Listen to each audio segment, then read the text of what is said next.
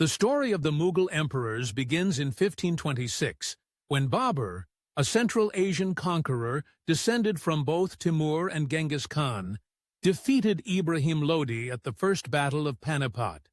With this victory, he laid the foundation of the Mughal Empire in the Indian subcontinent.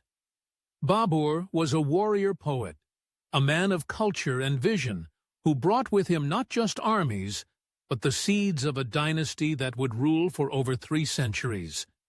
His reign was short, lasting only 4 years, but his legacy was carried forward by his son, Humayun. Unlike his father, Humayun's reign was marked by instability and exile.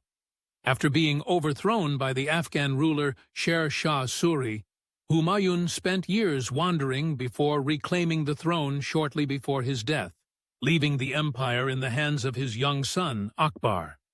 Akbar the Great is widely regarded as the most powerful and enlightened of the Mughal emperors. Ascending the throne at just 13, he expanded the empire through military conquests and diplomacy, stretching its borders from Afghanistan to the Deccan. But it wasn't just the size of his empire that made Akbar exceptional, it was his vision. He introduced administrative reforms, established a fair taxation system, and promoted religious tolerance. Akbar even attempted to create a new syncretic religion, Din-i-Ilahi, blending elements of Islam, Hinduism, Christianity, and other faiths, though it never gained widespread support. Under Akbar, the Mughal court became a center of art, literature, architecture, and debate, setting a golden standard for rule in India. His son, Jahangir, inherited a stable and prosperous empire, but his reign was more indulgent than his father's. Known for his deep love of art, justice, and wine, Jahangir maintained much of Akbar's legacy while focusing on courtly culture and aesthetics. His wife, Nur Jahan, wielded significant power behind the scenes and became one of the most influential women in Mughal history. Jahangir was succeeded by Shah Jahan, whose name is forever etched in history for building the Taj Mahal, a timeless monument of love for his wife, Mumtaz Mahal. Under Shah Jahan, Mughal architecture reached its zenith, with masterpieces like the Red Fort and the Jama Masjid of Delhi. However, the empire began to feel the strain of overambition, luxury, and internal rivalries. That tension exploded under Aurangzeb, Shah Jahan's son, who deposed his own father and imprisoned him. Aurangzeb was a brilliant military commander and expanded the empire to its greatest territorial extent. Yet his reign was also marked by religious orthodoxy, heavy taxation, and relentless warfare, particularly in the Deccan. His policies alienated many non-Muslim subjects and sowed the seeds of future rebellion. Though powerful in appearance, the Mughal Empire began to crack under the surface. After Aurangzeb's death in 1707, the decline was swift.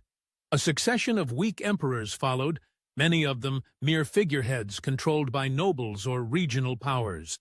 The once mighty empire fragmented, giving rise to independent kingdoms and inviting European colonial powers, especially the British, to expand their influence.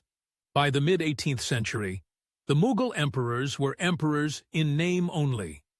When the British East India Company defeated the Nawab of Bengal in 1757 and marched into Delhi, they kept the Mughal emperor as a symbolic ruler while holding real power themselves.